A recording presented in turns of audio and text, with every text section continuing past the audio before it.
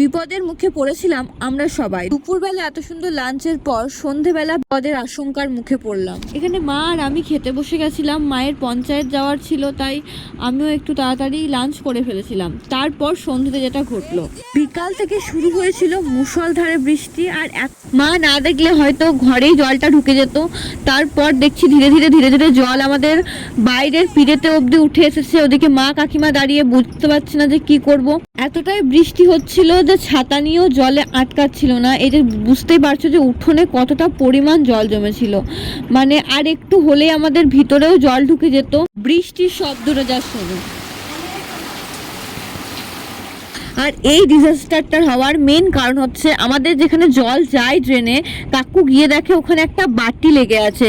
মানে ওটা যদি কাকু কোনোভাবে না বুঝতে পারতো এত জলের মাঝখানে, তাহলে আজকে ভিতরে জল ঢুকে মাটির বাড়িটার অবস্থা খুব খারাপ হতো। পাকা বাড়ির থেকেও আমার মাটির বাড়িটা আমার ভীষণ প্রিয়। আর সত্যি কথা বলতে কাকু বলছিল যে ওখানে এমনভাবে বাটিটা লেগেছিল, এর ঘনত্বতে বোঝার উপায় নেই যে ওখানে কোনো কিছু লেগে আছে।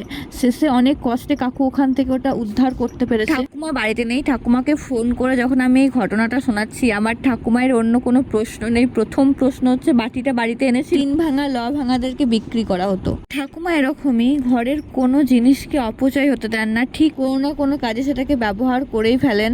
যাই হোক, আমাদের প্রত্যেকের কাছে আমাদের মাটির বাড়িটা ভীষণ প্রিয়। আমি পাকা বাড়ি হয়ে যাওয়ার পরও এখনও মাটির বাড়িতেই থাকি, কেন জানি না আমি বাড়িটা ছেড়ে পাকা বাড়িতে আসতেই পারছি না। তো যাই হোক, ভিডিওটা এই অবধি, টাটা।